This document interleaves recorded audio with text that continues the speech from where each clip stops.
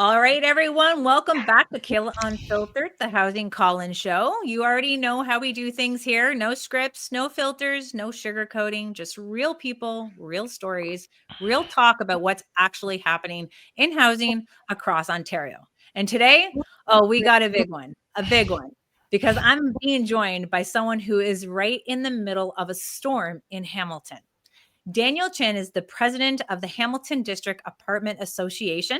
Thank you, Daniel, for coming on. This man is not just talking about housing, he's out there building it, managing it, improving it, and fighting for it. Founder of Chin Properties, multi-million dollar portfolio, board member of the National Housing Organization. He comes with titles, people. He's representing housing providers across Ontario and the country while dealing with the chaos of what's happening right in his own city. And today we're diving straight into Hamilton's landlord licensing mess. What it means, what it is broken down, and what every landlord in Ontario better be paying attention for, because once one city gets away with this kind of policies, the others follow.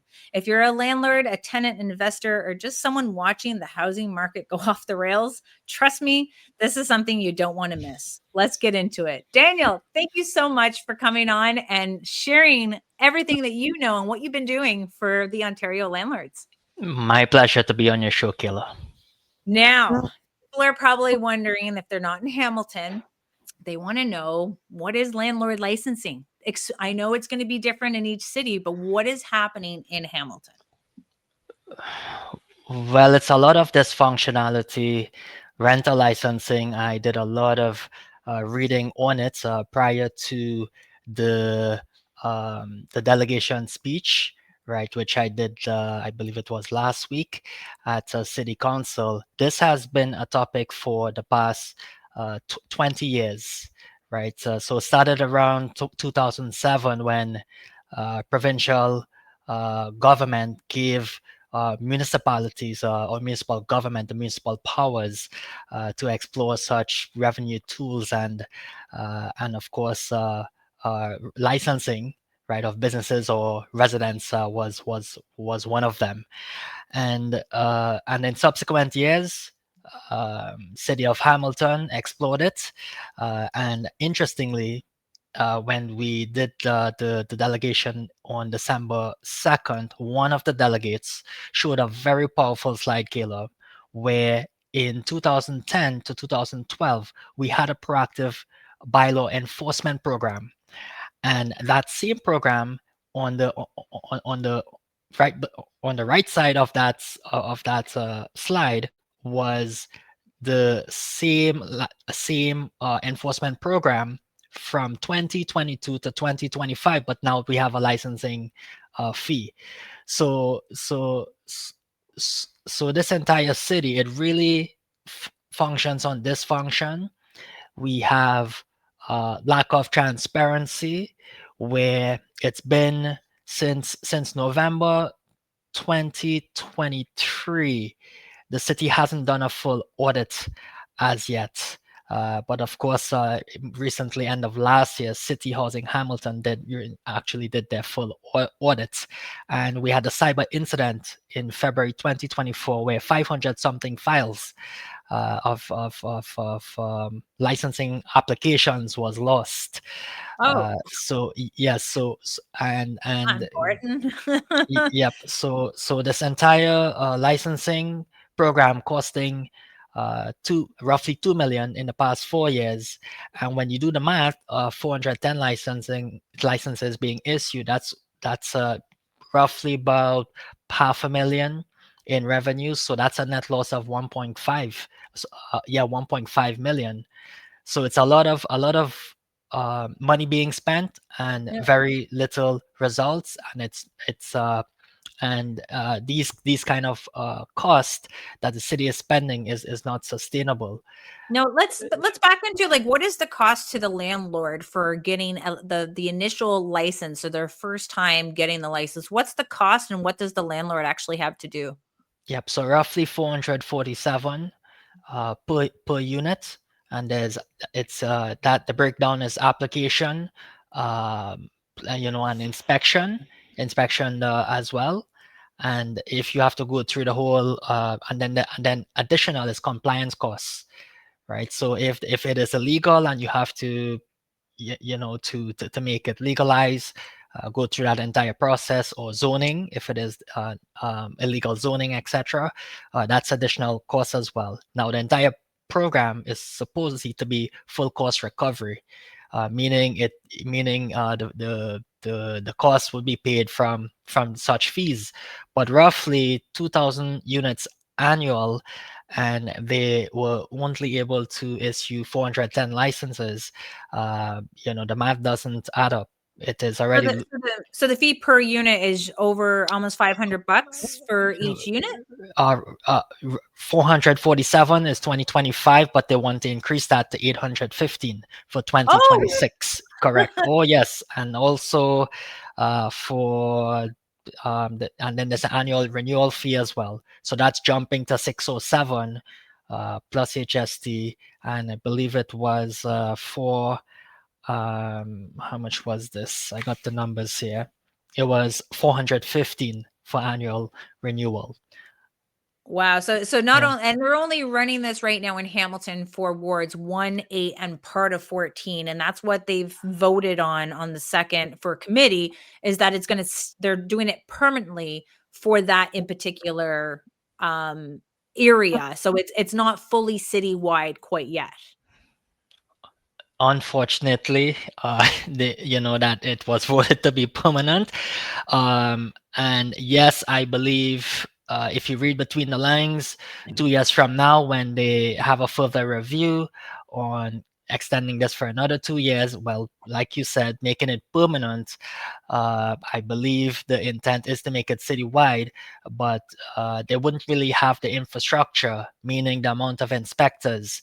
To tell you how ridiculous this is, KAYLA, we had another delegate on December 2nd that mentioned, um, when it comes to the fire inspection, in 1 year he has to do two fire inspection in a span of 2 months, and the fire inspector simply comes to the building and checks the box, and and that's it, and of course collects whatever their money, The and fire, they like get the city fire inspector. fire inspector, and they get Okay. paid overtime, and it is just a waste of resources. The city, this is the consistent pattern, KAYLA, that you've seen time and time over with this entire city of Hamilton. All these bylaws, vacant unit tax, renovation bylaw, where it costs $1 million for renovation bylaw, and in 2025, only three applications and one was approved for the renovation or renovation and relocation license. Right, Oh, Daniel, only one was you well. know that there wasn't gonna be a bunch of them. It was Well, good the smoke and mirrors for those counselors getting the kudos from the tenant unions, thinking that they're cracking down on these bad landlords doing these renovictions.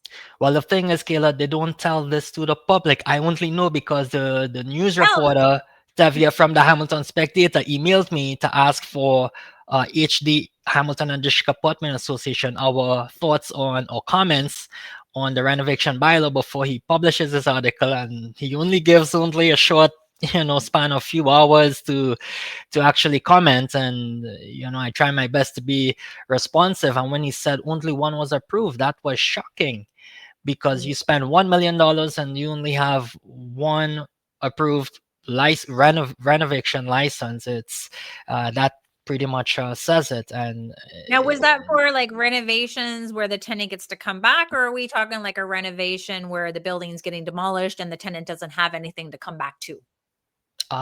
it will be the first that you mentioned, substantial renovation, and then yes, they have the first rights of refusal to return to the same unit Yeah. and pay the same original price. So Now, my it's a question would be, if we have a renovation bylaw that comes into your city, yes, it's smoke and mirrors to make those city councils look good.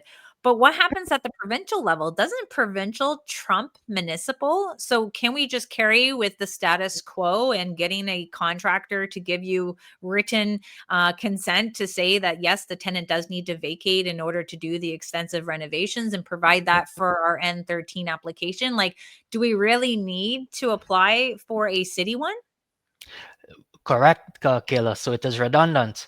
You know, it's already stipulated in the provincial, like you said, legislation. You know, in the Residential Tenancy Act, all of these things. And when we see duplicates in municipal, rules or these bylaws, it's a waste of taxpayers' money. I hear time and time over again. All these, we sometimes receive emails from people that are even non-HDA members, and voicing their concerns and the frustration with how our tax dollars are being spent. Yeah. It's ridiculous. And that I can go down a list of examples from the Barton Tiffany, where they overspent 5 million for 40 What's that cabins. one? 40 cabins they ordered from China, Okay. and it was supposed to be roughly roughly about 2 million is the project cost, and it ended up costing 7 or 8 million, and they spent 1 million in just electrical work to get it operational and compliant. Mm. And one of the councillor Mike Spadafora said this is insanity. And and recently there was an article with a company, I believe in Stony Creek, that is doing the same similar type of project for in London, for London, Ontario, because they also have their homelessness problems in this respective city as well. So it's a lot of these that are happening in the city, Kayla, and it really has you thinking, how does these councillors make such decisions? And what I've been seeing recently is common sense is very uncommon these days. Definitely. No, I think we need to call upon like which projects that they're voting for that is costing taxpayers more. But if they just let the private industry, and I just seen Daniel Fauci, he's like, he just on the federal government trying to create their 26,000 units. And he's like, one, I don't think the government needs to build the type of units that they're building. And again, why are you not letting the private sector? Why are they competing with the private sector? And that's what they're doing. They're competing with the private sector by choking us out, not at provincial anymore. Provincial woke up, but now we see them choking us out municipally, and knowing how heavy Hamilton has with their issues with housing, and to be very strong armed and say no, we're going to keep this licensing. And where does the money go, Daniel, when the money does come in? Is it just going, obviously, because it's not covering the cost right now for the landlord licensing? But did they say there was going to be a surplus? Did they think it was going to be a surplus in this? Like, No, they hope for it to break even, but it didn't. As we have seen, 4 years this pilot program has been running, from 2022 when they started receiving applications yeah. to suppose, well, to end of December was supposed to end the pilot program, and then they voted last week, and then this week, I believe on December 10th, they have to ratify that the decision at city council, which Yeah. likely will be, um, that's my educated guess based on this current city council structure, as to put it very Political. yeah, very nicely. But what I would say, there are, just like in any politics, there are those on the left and those on the right. Okay, which one do we like? Which one have the common sense that's not common anymore, Daniel? Because we need to be able, because when I was watching, I know we had Esther Paul, and we had Rob Cooper. I know that the way you guys work it in the city of Hamilton is like you have like a committee that's overseeing this, and whatever the committee says, then it goes to council. So you may not have all your counselors that were there at this vote that resulted into a 9-2. That said, which counselors are we really like, should we be supporting in the 2026? I think you, as the president of the Hamilton Landlords Association, I think we would really much appreciate no, because I know we're too busy. We're too busy trying to keep an eye on everybody. Well, I can get in trouble if I if I say who are the good ones and who are not the good ones for Well, your the bad ones viewers. are not voting Uh, for you anyways. but as you mentioned, Councillor Esther Pauls, she is wonderful, and I think she has the most. Well, one of the councillors that has the most common sense, as she has a business uh, background previously, and I've met her a few times in person, and so as a few of the other good councillors as well. But one of the things, what I would say, Kayla, that we will try to put out sort of a recap for 2025, all the decisions that I've made, right? For all these respective bylaws and all the 15 councillors who voted in Yes. favor and who voted against. I will share it. I will So share it. Our landlords yeah. will share it. That is important, like, because it's about like we have to run this as a campaign as well. Just like we're not full on lobbyists, but I think Hamilton should know which councillors voted to Mhm, increase their taxes, not mhm, only for the fact that they have to keep providing housing and putting taxes because you're costing taxpayers 1.5, 1.7 million dollars in a program that's as a duplication. And I think this is where the province needs to step in and tell our municipalities to stay in their own lane so we don't see our taxes increase, where it becomes more difficult not only for profit housing providers but for nonprofit housing providers. But you got to have that list to see who's who, because the rents are rising, and they're rising based on bad housing policies. yep.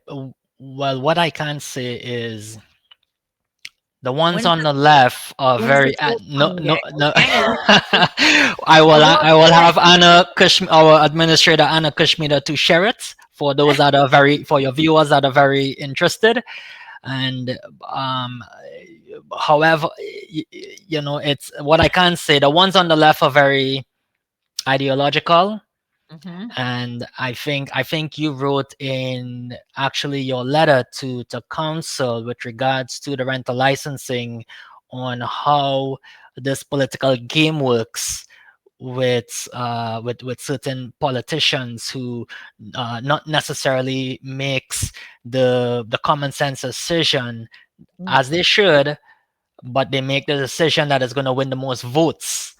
And then the way how they portray the business people or the investors or the landlords or vilify them, and as you have worded it, being political scapegoats, as though we are the bad ones, and etc etc. But Yeah. yeah, but I think um eventually the truths and the transparency of the truthful information, it will prevail.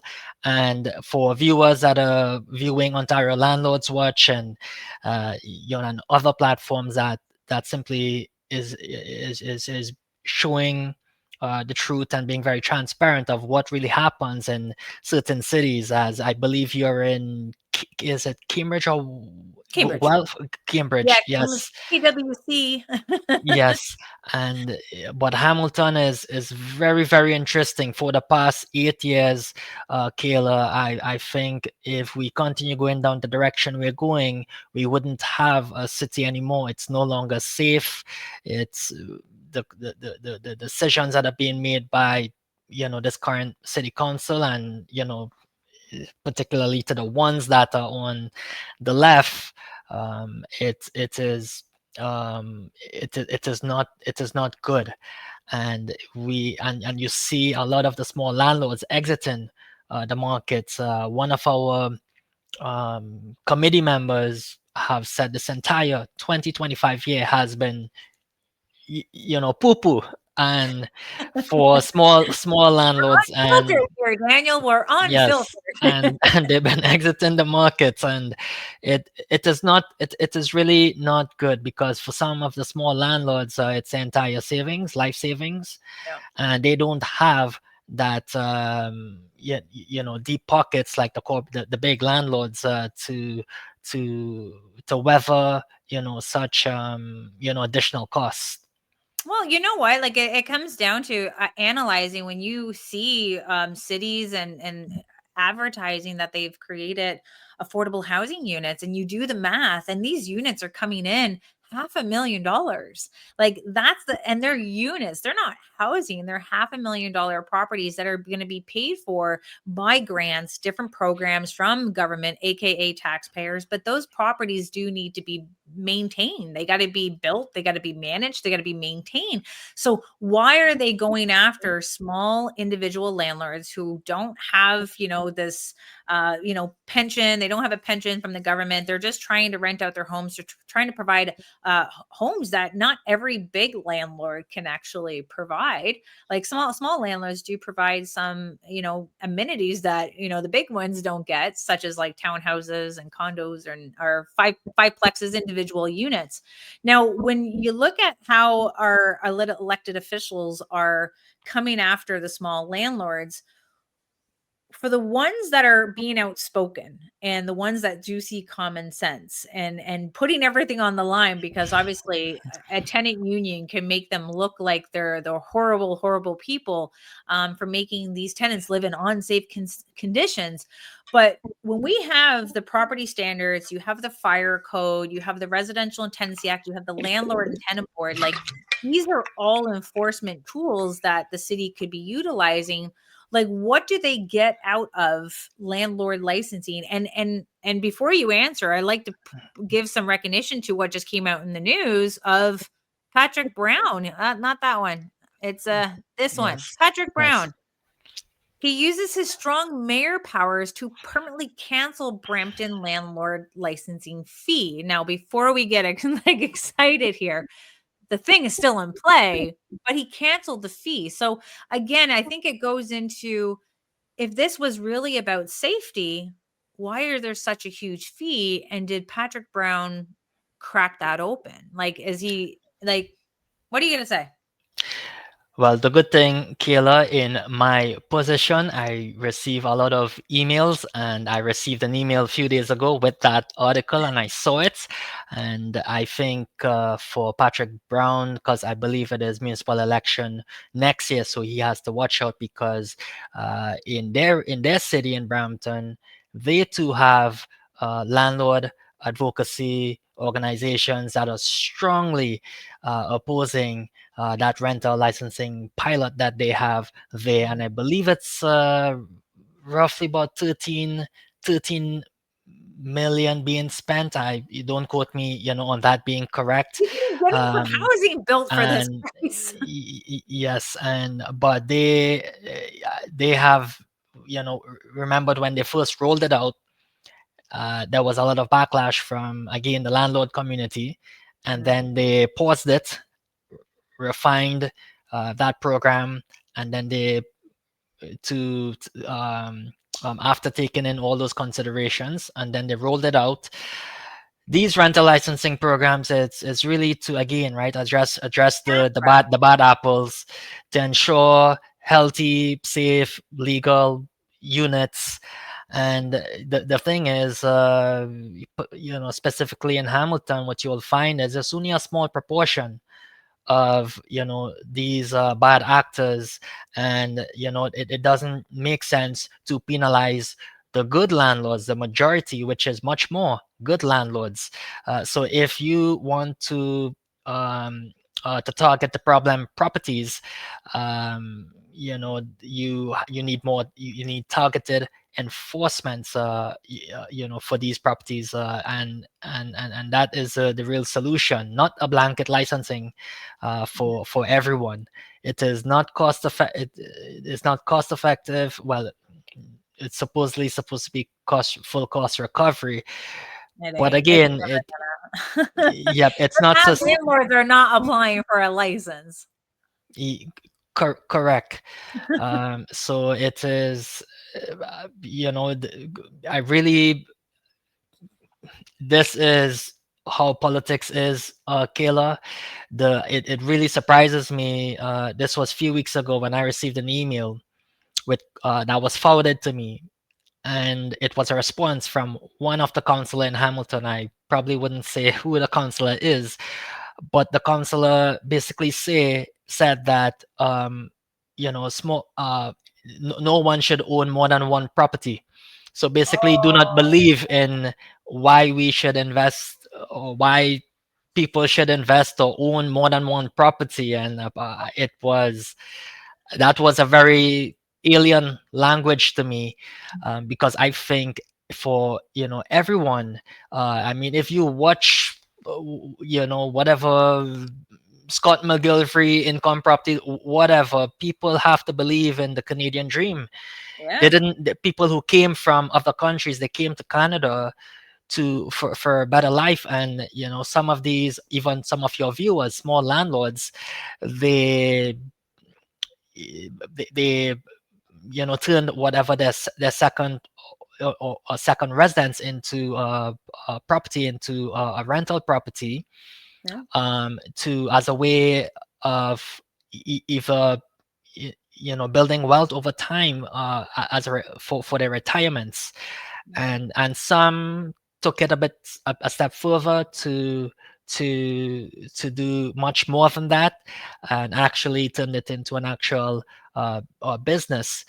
But when we have so much regulations, that makes it more challenging for any landlord, big, medium, small. It defeats the sort of, or disincentivize landlords to actually want to invest. And that's a sentiment we are facing right now in this country. People uh not investing their capital in this country. It has, I believe, I read an article, the the productivity have been very stagnant for the past 10 years. And when it comes to investments, we have so much taxes in Canada. They're not pouring their money in Canada. They're going elsewhere to other places where, where there's no taxes. I mean, I saw a it's a YouTube video it's a recently. socialist. Yep, there you go. Just like Mom Danny, or whatever his name is, in New York City. It's Yeah, basically a socialist. And then you have beautiful places like Dubai, where there's no capital gain taxes, no inheritance tax, no income tax. Hence, everyone will flee to Dubai to yeah, live, yeah. right? So And it. and that's like the counselor who I want her name or him. I don't care. It just I want their name.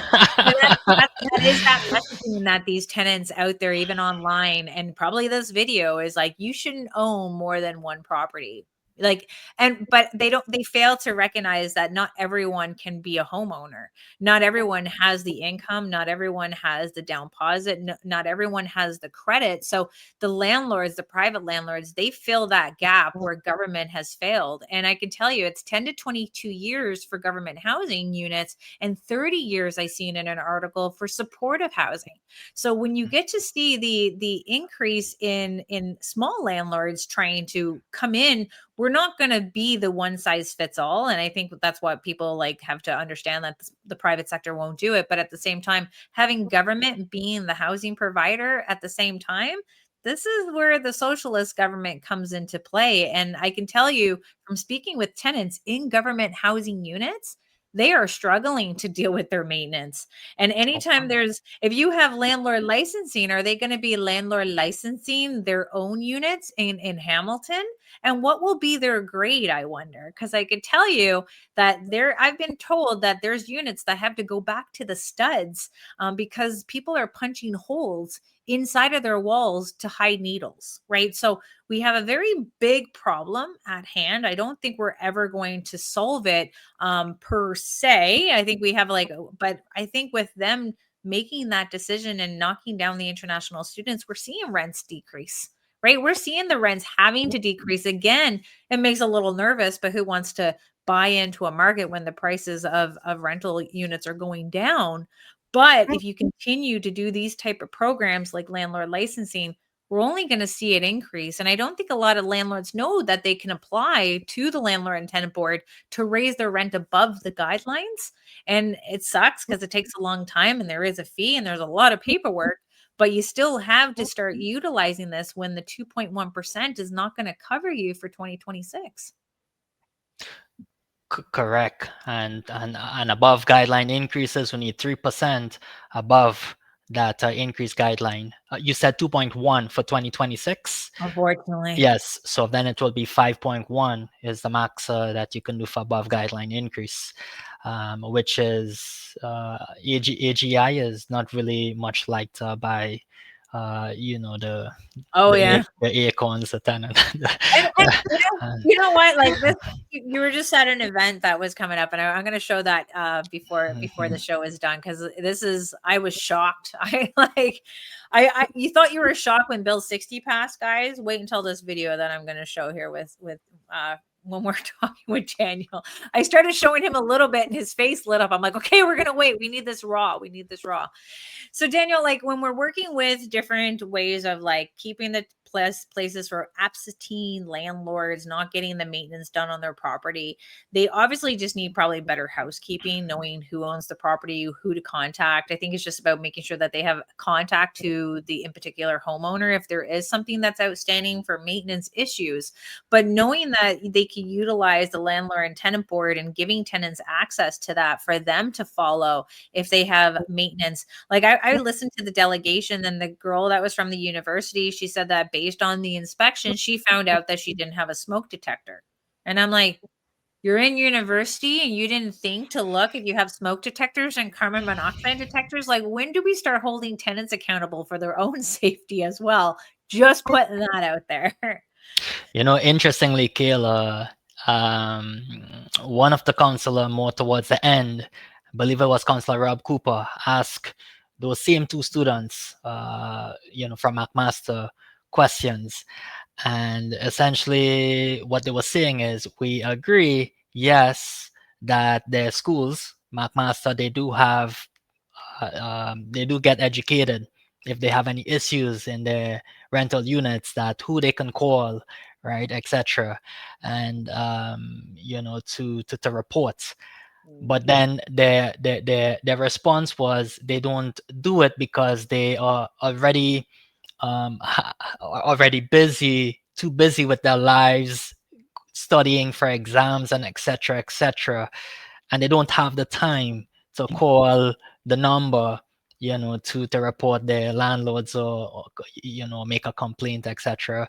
So, and then also they said, I believe 500 something students support this licensing, but out of the 3,500 something students that they surveyed, so you're seeing the remaining 2,000, or 3,000 students have no issues. They have good landlords.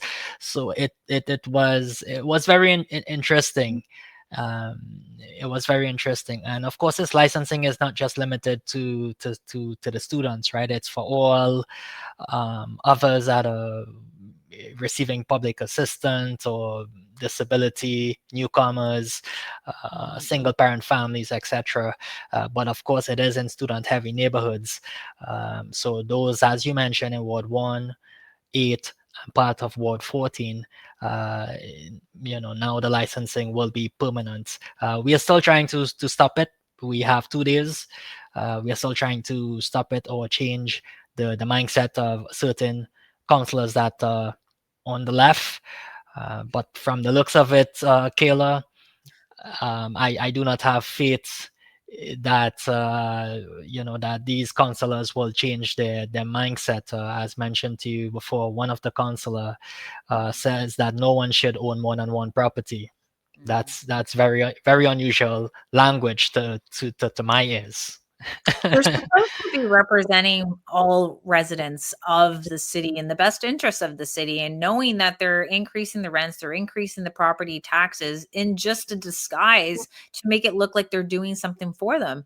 Because deep down, you still have the property standards, you still have fire code, but again, why are you going to take away money from the landlord that he could be putting that into the property? So I'll say this, Kayla. I might get in trouble, but I'll say this.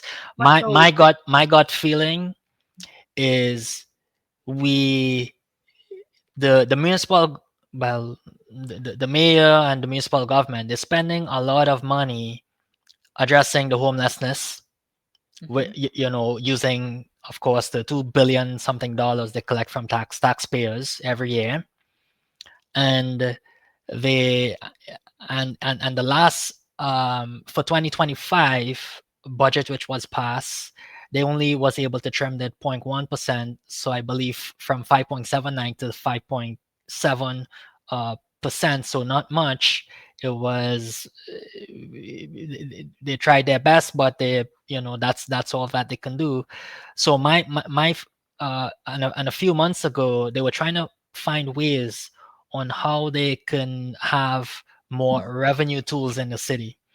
And Mhm. what and my gut feeling is this whole licensing thing. Now, keep in mind, this self recovery, full cost recovery, sorry, Mhm. but the compliance costs, all of these costs to go through legalizing, rezoning, etc., is expensive. Can be north of $30,000.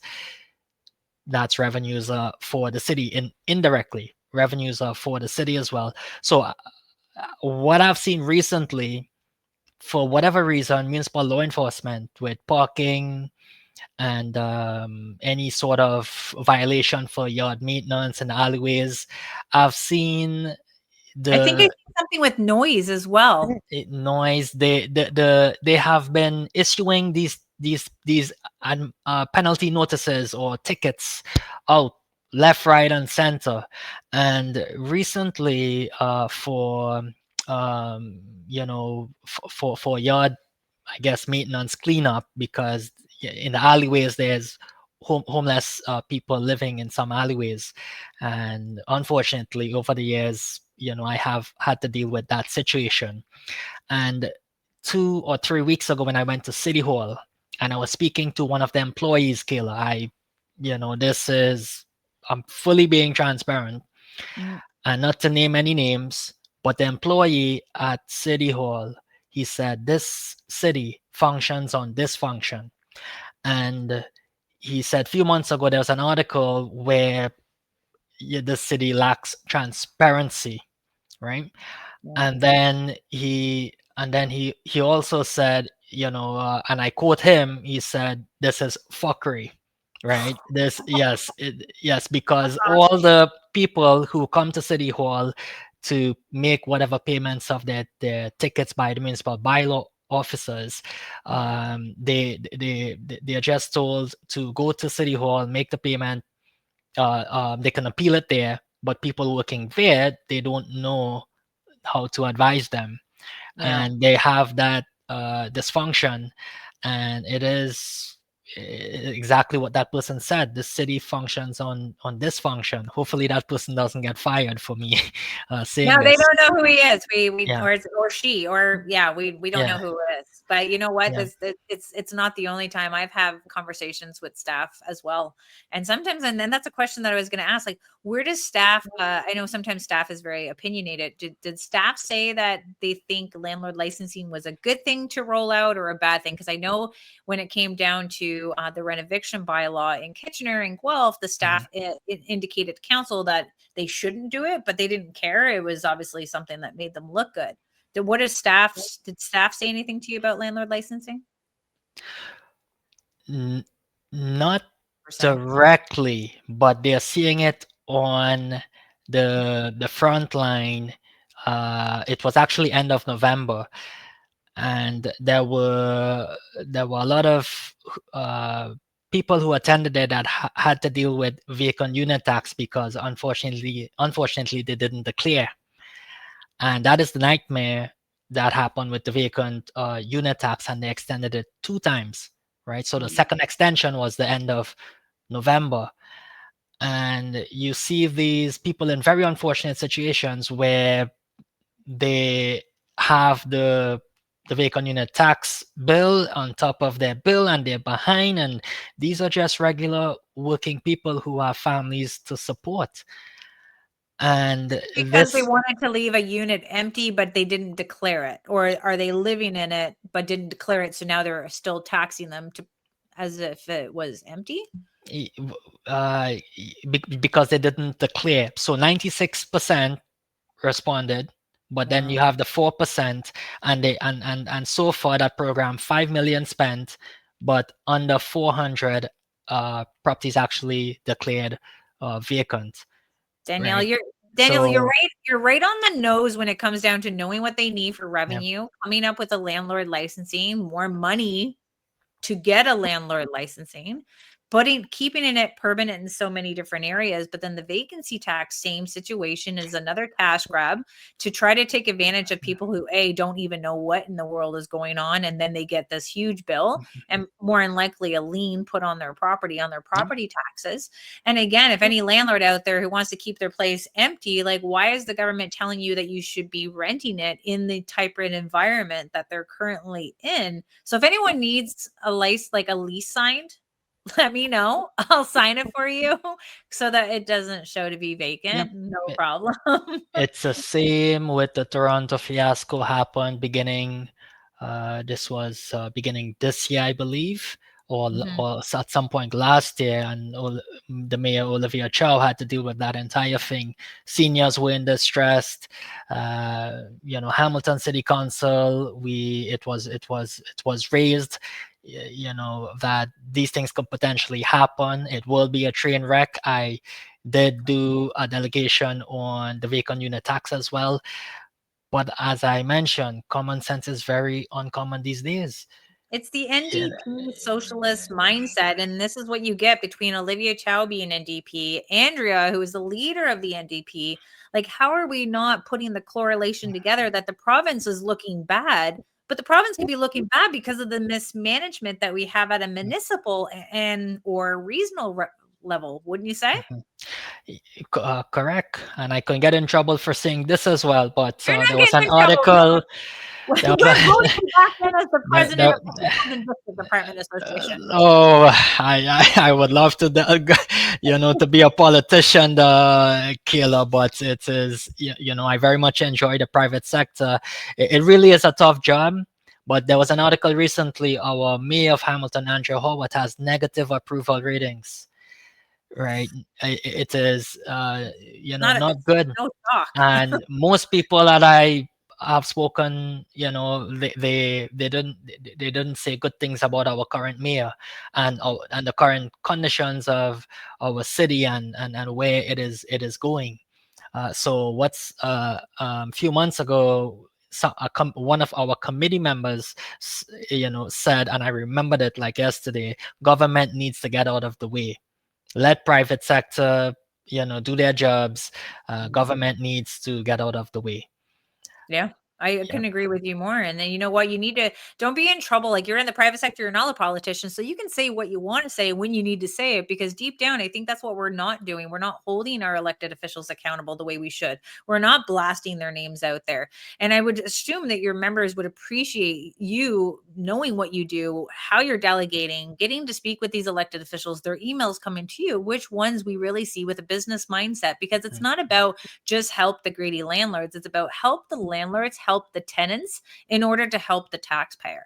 That's deep down what's happening here. If you keep putting the cost onto the landlord, if you keep putting cost onto the property manager puts it to the landlord brings it to the tenant. It's a domino effect, and they understand this. But do they get more money coming from the province to deal with the homelessness? They're all coming together now and stating that they want to deem homelessness and the mental health and addiction as a crisis, and deem it as an emergency, a state of emergency. Now, do they get more powers? Do they get more money?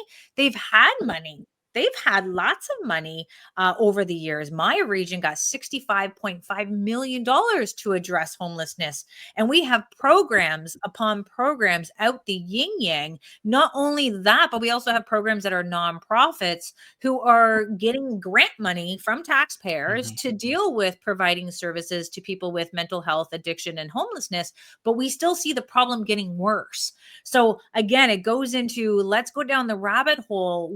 How much money is the province giving the regions and the city? Where are they putting their money? Because from what I can see, it's going to people's salaries. It's going to people's marketing. Like if you have a nonprofit organization and they're writing off $20,000 as marketing material, I'm sorry, if your service is needed, you wouldn't be needing $20,000 in marketing material. We're seeing people giving out awards and buttons and clips. Like that's where they're spending money. Like we have people sleeping on the streets. Sorry to go on a tangent. I just see the mismanagement, not just in the RTA, the LTB. I've gone down the rabbit hole of how we run government housing, social housing, nonprofit housing, and all these programs that are out there that people are supposed to depend on, but instead is making the problem worse. So, KAYLA, in my speech, delegation speech to oppose the municipal land transfer tax in Hamilton on January 5th, 2025, there was my last point. I said, this city, right, we don't have a revenue problem. We have a spending problem. Right, and we need better fiscal management for resolving our annual deficits. Our mayor Andrew Howard didn't like that line, but it is absolutely true. And I think to really solve the problem, you have to stop the drugs flowing and coming into Canada. Right after I read a book called The Willful Blindness from Sam Cooper that exposed the Vancouver model, where the fentanyl and opioids are coming from China to Vancouver, to Vancouver, and then through all the whatever underground networks throughout North America.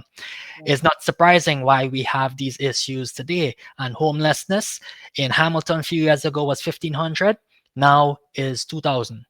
Right, in San Francisco is more than 7,000.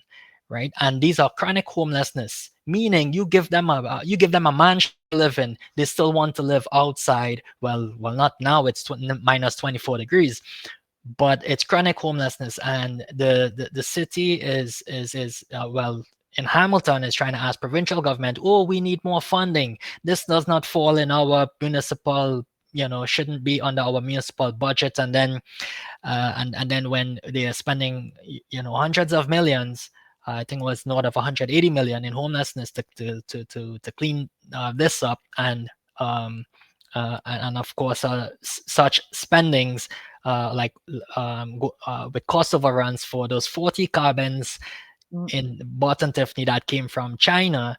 That is another topic as well. And another issue where they just try to dust it under the carpet. They're not fully being transparent with all the residents and the Hamiltonians here. But I think to really solve the problem, you have to stop the drugs from coming. And every day I read in the newspaper, someone is either getting shot, another jewelry store closing down because they got robbed. And it's all starting to become very unsafe in the city. It's almost like those safe injection sites that they came out with. Now they're doing like more safe hubs. And it's like, we were obviously dead set against, like, this is something stupid. Like, don't put money into a facility for people to use drugs safely. And what are you going to do? Take away their drug if you know that there's something wrong with it? So you really don't want to be having this. And they were trying to put one right next to my triplex. And the woman that I had there her son was a recovering drug addict. So now you're creating a facility where people who are struggling to get off drugs are going to know where to find drugs, because a drug dealer would totally set up shop there. And instead they had a waiting list for for rehab over 9 months to get into rehab. So a lot of it has to go through the sports, and I think BC's on that, where it's like mandatory. They're trying to, like, if someone's like in a family member, they're going to make it mandatory that you seek rehab, in which they need to have more rehab facilities and a way to kind of force people into the treatment in order to do it, because those people are a problem in our area too, because we're not social workers. Landlords are not social workers, and they struggle to be that. But there is programs that try to work with the private landlords to get people who are, struggling with mental health and addiction, and that's their program, where they're funding it and making it look like it's the best thing since sliced bread and butter. And in reality, it's not. It's just you're losing a rental property, and you're not giving the person the service that they need, because initially it was supposed to be giving them the treatment and the help that they needed before housing, and now they changed it to giving them housing first. Yep. So all these programs, as you mentioned, the safe injection, these centers, I believe it was over 20 something, safe injection centers that they had planned to open, and then more recently now they're trying to close it down if it is within close proximity to schools. Another bad idea. Bad idea. So then it's as though they implement all these programs, and then we have all these unintended consequences. So it costs money to implement, and then it costs money to to resolve the more problems that were created in the first place. So it's sort of, I think, very clear that decisions have to be smarter, and we need smarter people in government. I don't know how it is not common sense. It's like I said, common sense is very uncommon these days. You know why? Like, if you look at how much a counselor gets, it's very minimum for someone who has a family, who has that mindset, the common sense mindset, to actually go and become a counselor. So they don't really go. So it's really people subsidizing their income, I think, in order to be in that position. And we're not getting quality. We're just getting people who have time, who want to be counsel, and they're not doing the right job for it. And we have to, and this is why staff is very influential when it comes down to government, and we have to balance one bad policy, just like landlord licensing, making the supply down even further. Now, what are we paying as taxpayers to clean up these tent encampments? Because one of our tent encampments had taken about $40,000 to clean up. So they could be very extensive. And it's not only that we have to worry about with homelessness. It's our hospitals, it's our ambulance, it's our police, it's everything. So they continue to keep putting a Band-Aid on a bullet wound. That's what they can, because that's all they know. And so we have to be the people to keep yelling. And I know it sucks that we only get 5 minutes at council to actually give you the education that we know. And I think every city, whoever is listening to this, is that to have a roundtable discussion with people in their communities to understand that there is a better way. We just need to be able to tell you what that better way is in a less complicated manner, so to speak.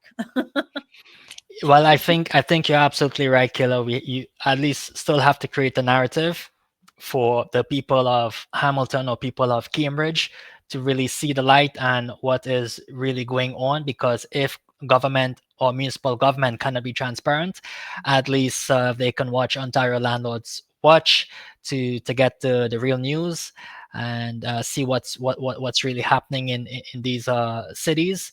And I delegated 3 times at city council on adequate temperature bylaw, vacant unit tax, municipal land transfer tax when I opposed that beginning this year, and more recently the rental licensing on December 2nd.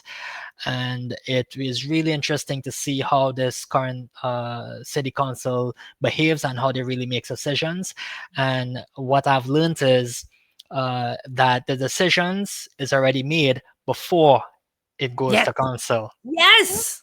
I'm glad you said that. That's what exactly happens. Yep. and it is it's like horse trading, where let's say certain councillors on the left, not to name the names, will say, well, if Not I yet. vote this for, support you on this, whatever your agenda is, then you have to support me in this, and it is irrespective of what is the right thing to do. I think if we have councillors, the ones who are not making the right decisions, and it is very, very, I think that the public, they are not stupid. They can see, how certain councillors are behaving, and it just does not make sense the way how they are spending taxpayers Our money, dollars. Yep, our our money. money. And And it's causing we the problem to be worse where we have to spend more money because of how they're spending the Mhm. current money. Yeah, it's too much. It's too much. If we continue going down this direction, we have 8,500 employees in a staff or staff in Hamilton. More recently, this past week, there was an article where dozens of positions, I believe, in senior positions, city staff, where they left. Left their jobs, and because they were not getting along, I presume had conflict with this current city council, the ones on the left that are very ideological. So when you have these things that are sometimes they get out in the news, the mayor of Hamilton tries her best to sort of, Code it. yes, and not to let it get out, to protect the image as though they are doing a good job, etc.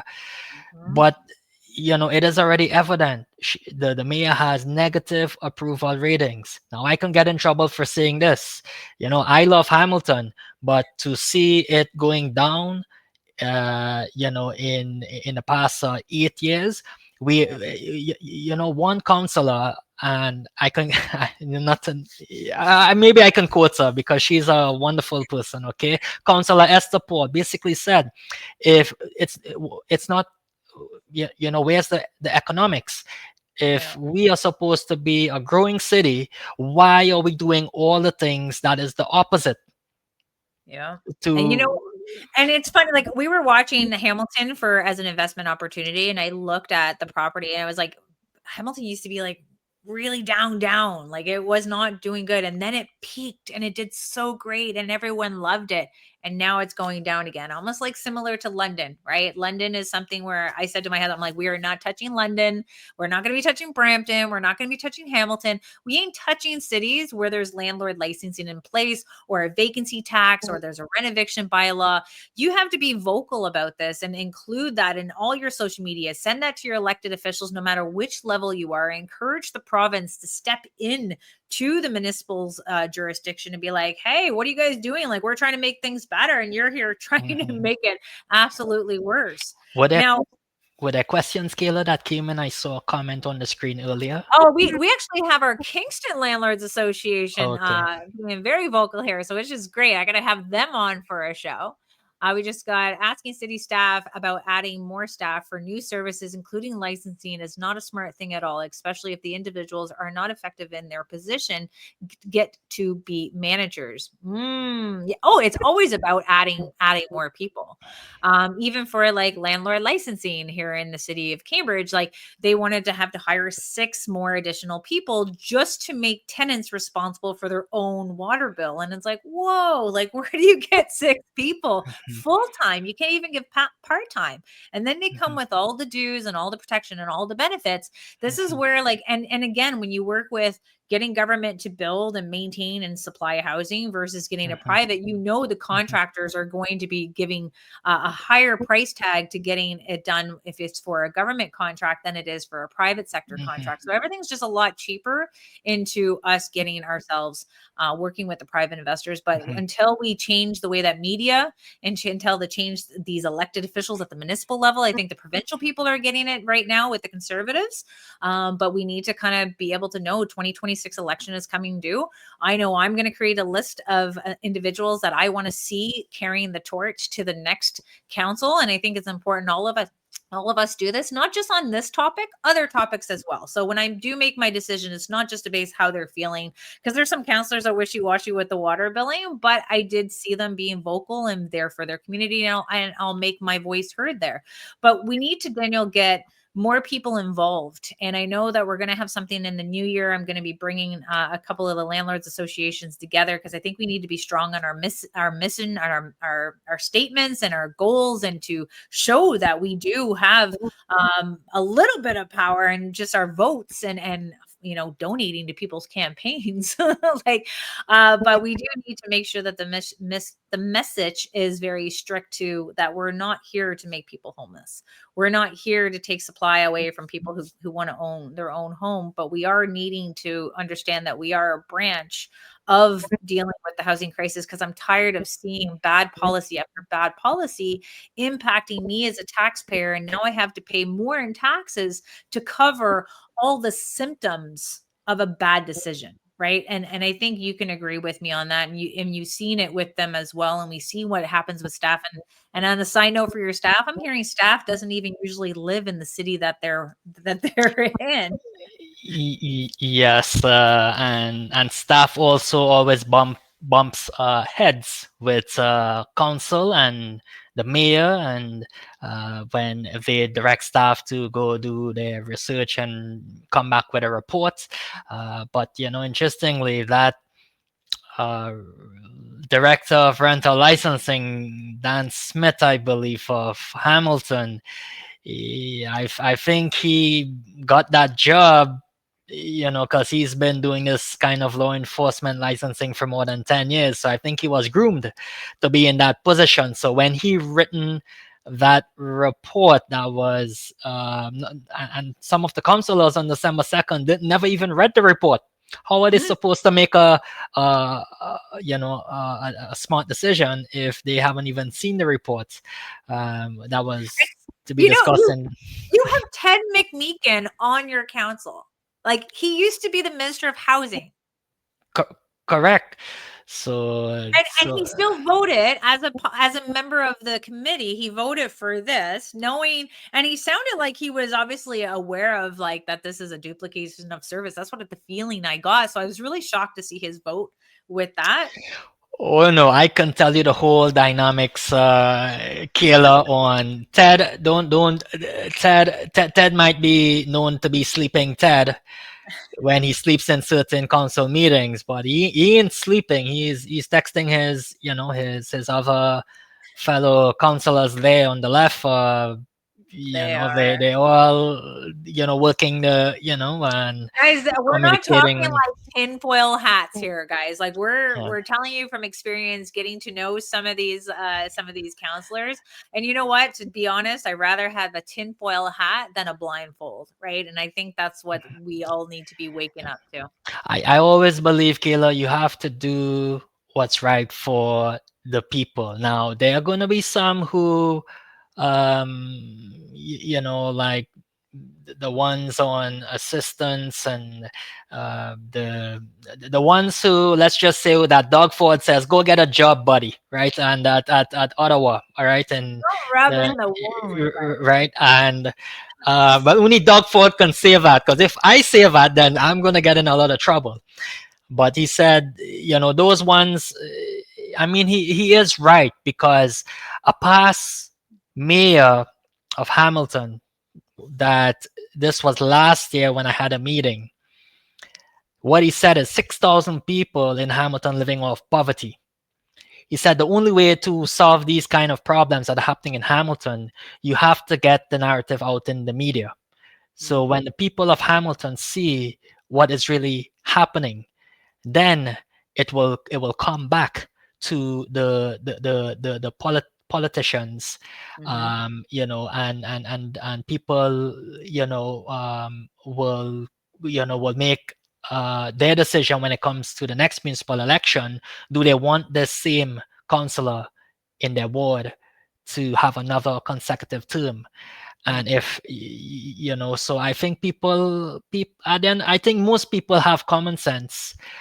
If we are spending and wasting a lot of resources in places that we shouldn't have been spending, in the first place.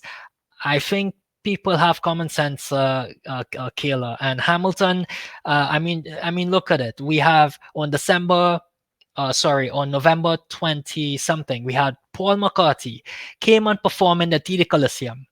They spent 300 million to renovate that Coliseum, right? And we had the opening. Paul McCarthy, he did his performance, but opposite the road, the Salvation Army, they installed a fence with black top to cover the homeless people sleeping, on the side of the street, That so is and it was very sort of suspicious. Oh wow, just before Paul McCarthy comes to Hamilton, we have a fence installed with the black top covering, people sleeping right in front of the Salvation Army there, right? It's a bit, it doesn't look good on no. the city.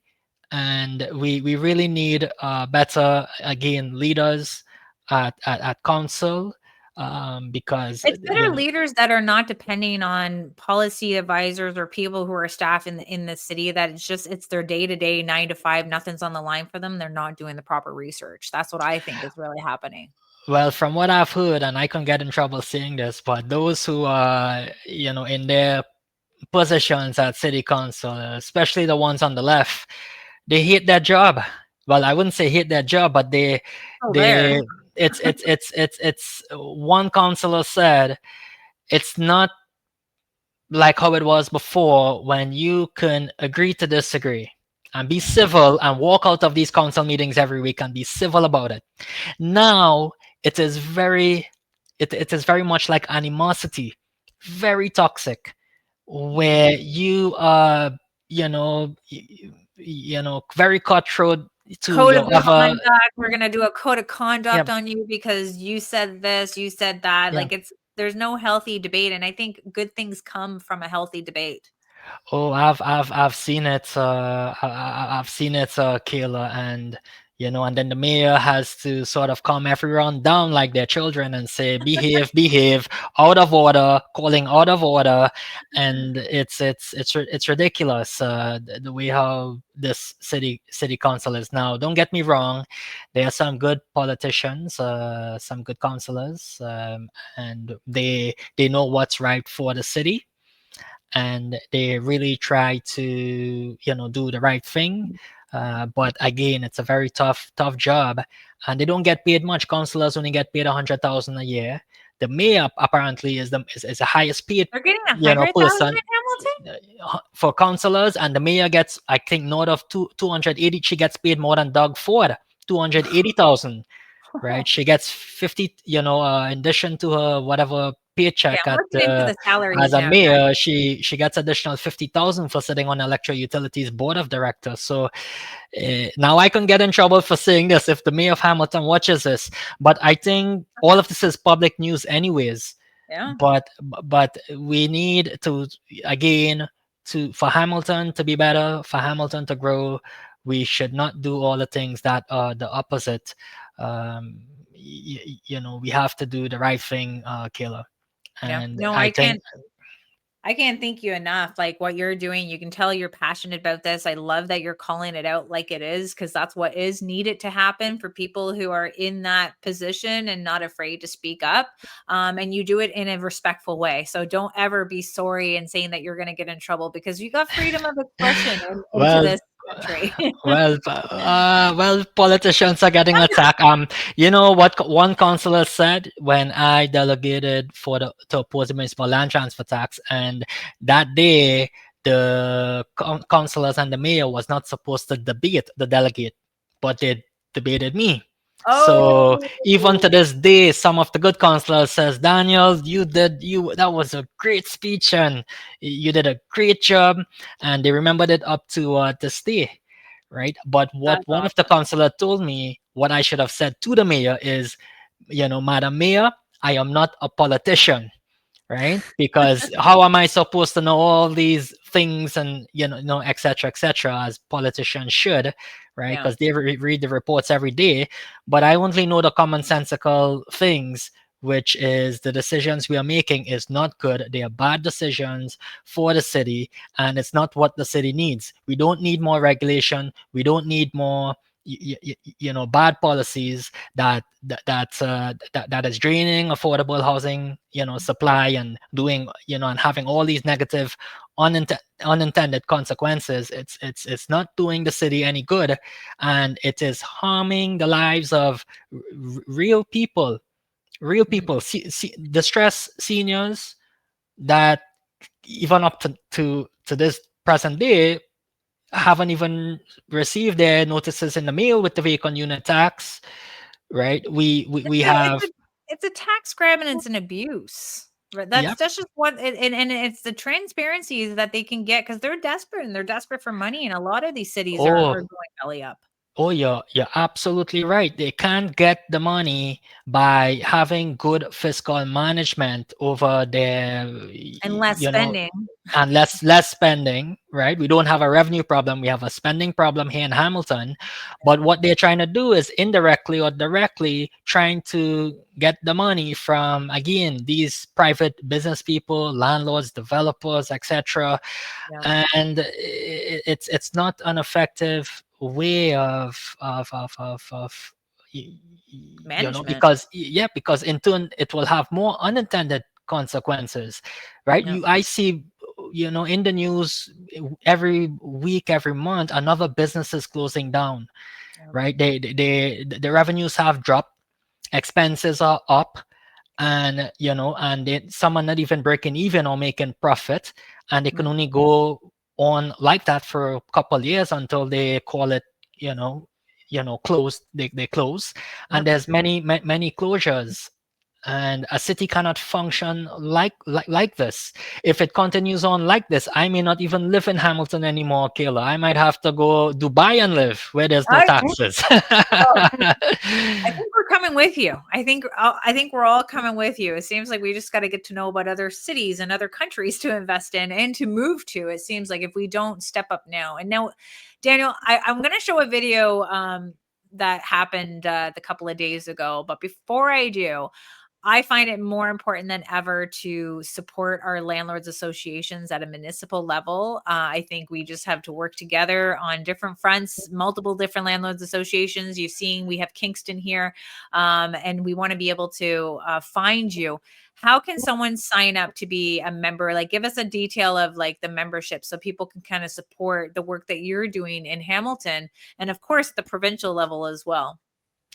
I think it is Hamilton Apartment Association.ca. If you Google Hamilton at District Apartment Association, you will see how you Let's can see if get I can follow. information. Yep, on that website, on how to join as a member. And you mentioned, yes, Kingston Rental Housing Providers of Ontario. I know Robert Merlo. He has reached out to our association many times and have shared what they are doing as well with regards to either licensing or other bylaws that have came into effect or will be coming into effect in their city. And we all collaborate and share knowledge on what is happening.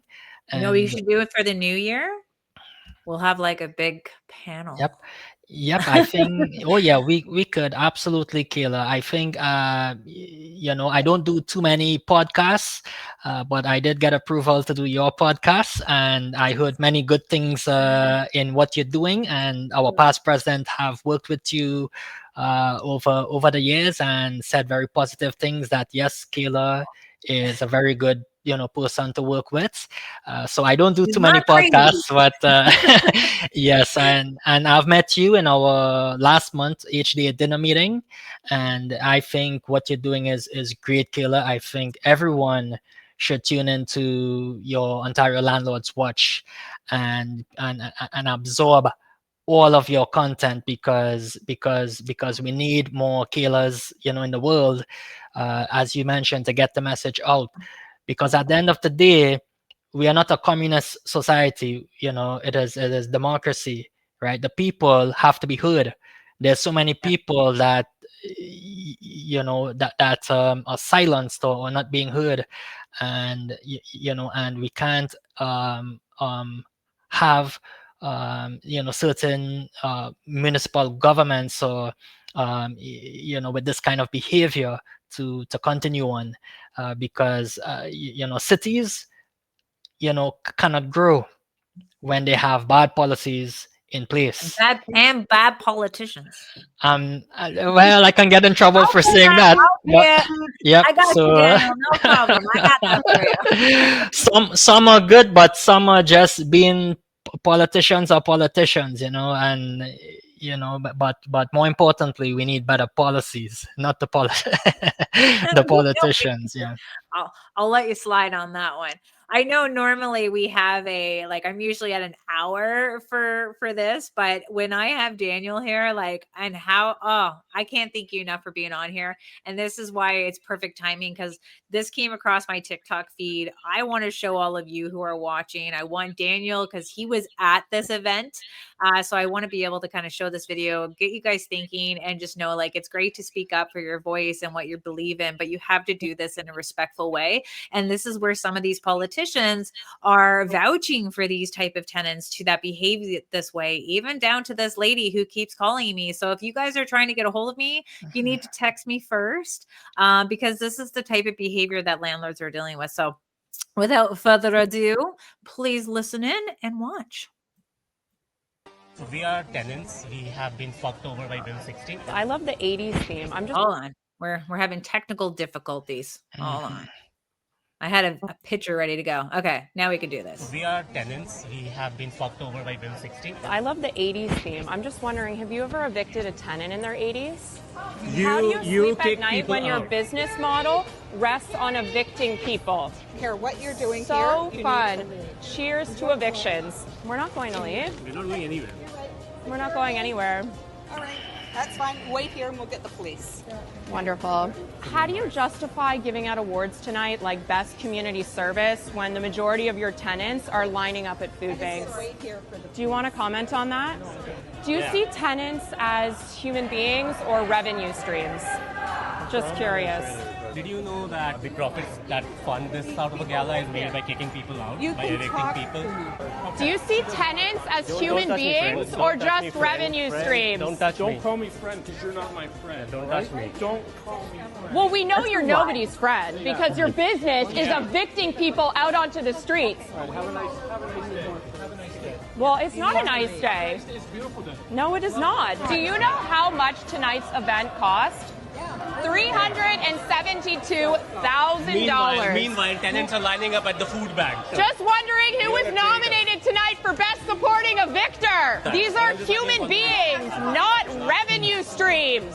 Giving out awards like Best Community Service when the majority of your tenants are lining up at food banks. Shame! From the outside, this looks like a party for people profiting off the housing crisis. Would anybody here like to speak to that? I mean, you don't even Anybody? going up this year. Are we just partying like it's the 80s? I mean, rent was cheaper then, so is that what you're going for? Landlord, get a real job! Landlord, get a real job! Greed is good. You know what that greed does? It means more people being evicted. It means the FRB lobbying for all of those goodies for just landlords and Bill 60.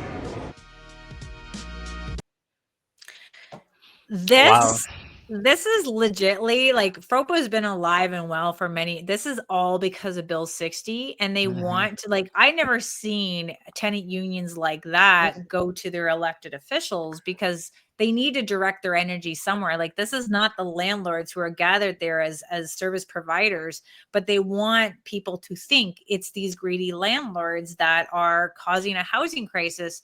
Meanwhile, they don't understand the whole tax base. They don't understand the misspending of municipal government and how that is causing all the rates to increase from people struggling to put food on the table. But you don't think that we have housing owners that are struggling to put food on the table as well?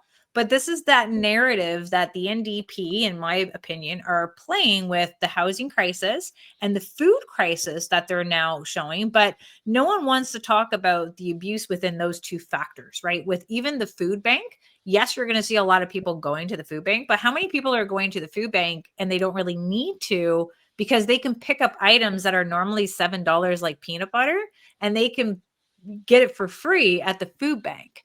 Or if we have people in government housing and they are working under the table, or they have a spouse that's working, but they're hiding that they need that rental unit, taking away a rental unit from someone who actually needs it.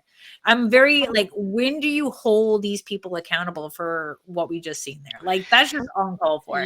Well, it is real, Kayla, and the first thing that came to my mind is, yes, the gap between the have and the have nots is growing bigger, and the wealth gap.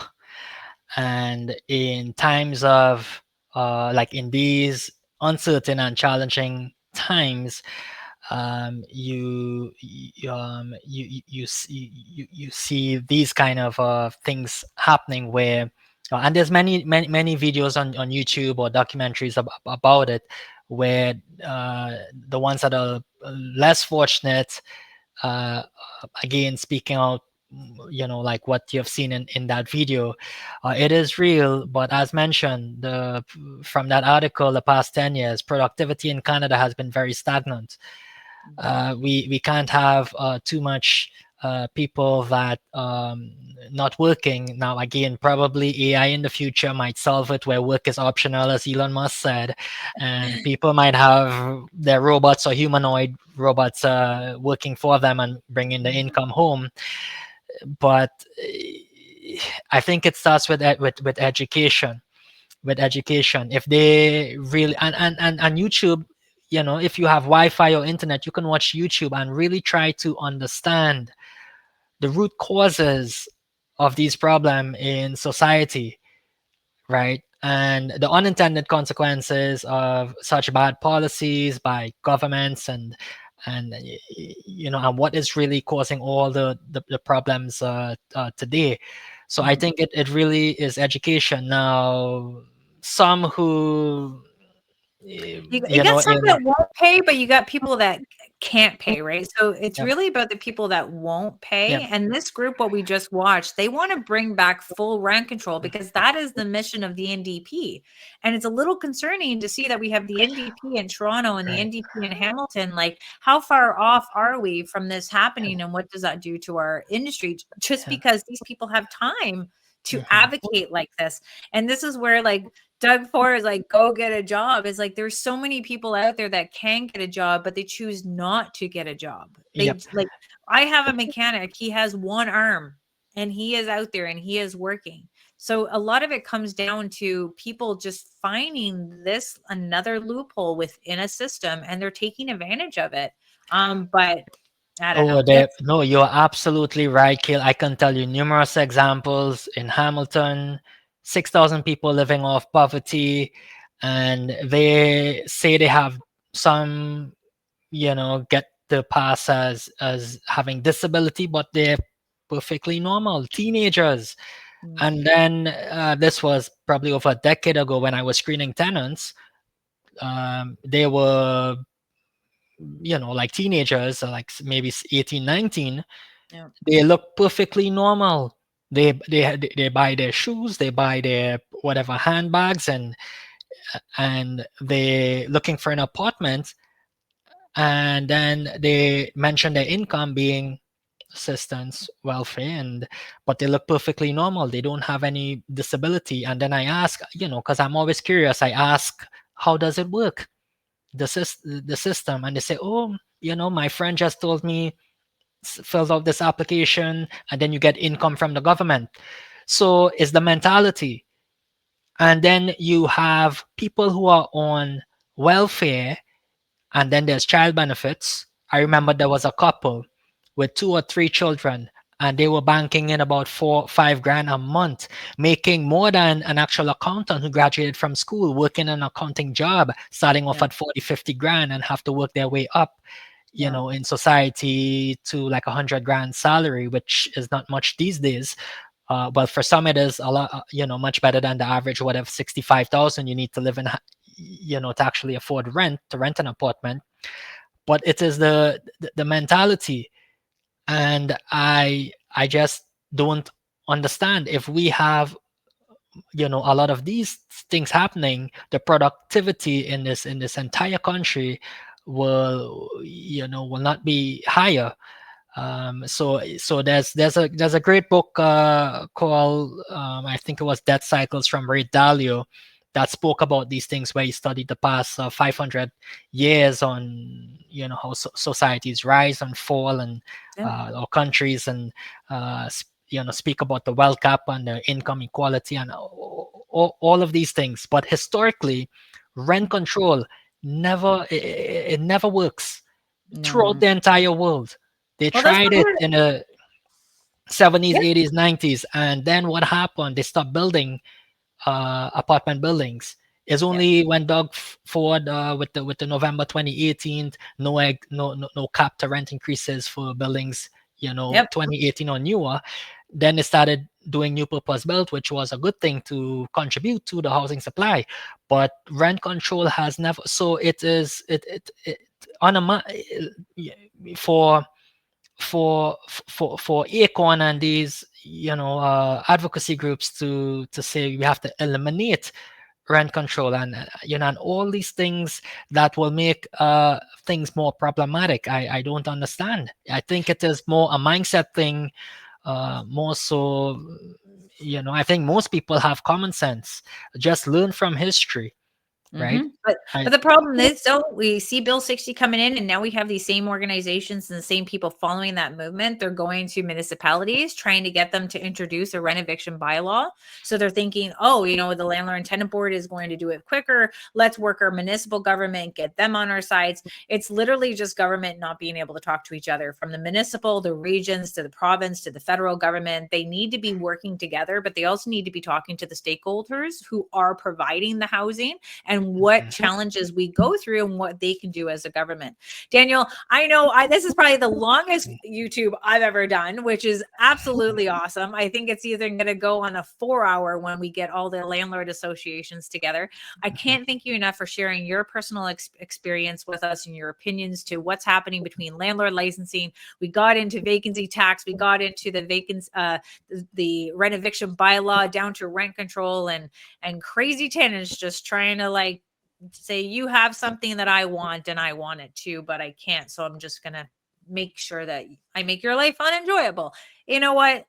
There's lefts and there's rights in the world. I just hope that we can just work together to make sure that we let people see what's happening and who these people are, because it may look good on paper, but when you put it into action, it's not that great. And that's what we're trying to do, is to educate not only the landlords out there, the good tenants that are out there, and of course the taxpayers of Hamilton, letting them know. So on December 10th, I guess just people can still be a delegate to the December 10th meeting regarding this topic. not a delegate, but the decision will be made or ratified on December 10th. But it will, yep, it will, no delegates are allowed on December Yeah. 10th. See the Yep, weirdness of each city yep, doing this. So if you yep. want to watch in horror, Mhm. guys, then we can definitely. I think they're going to have it online as well, so that you can Yep. watch to see what happens. So really pay close attention to which counselors are actually in favor of keeping this permanent, because we've got to see the committee work. We have to see what's going on, and really make it a telltale sign for the election that's going to be happening on October 26th. And don't fall for the smoke and mirrors, guys. You can't do it. Daniel, thank you so much. And thank you all for supporting. Please check out our sponsors in the video who are keeping me traveling and advocating. And we have more things on the way for January. I can't wait to share them all with you. And I want to thank each and every one of you for being a housing provider or a service provider, because you know what? Your job is really, really important for Ontario. And just hold on a little longer. We might see more Bill's 60s. It's just like a haircut for a kid right now. So stay strong and stay connected to each other, and definitely join us onto the Ontario Landlords Watch webinar and subscribe to our YouTube channel. Thanks so much. Bye, Daniel. All right. Thank you, Kayla. I enjoyed this interview. I will definitely be sure to put it We're gonna out. do it again. That's the least we can do. Thank you, Kayla. Stay on the call as soon as we hit the live. 1 second.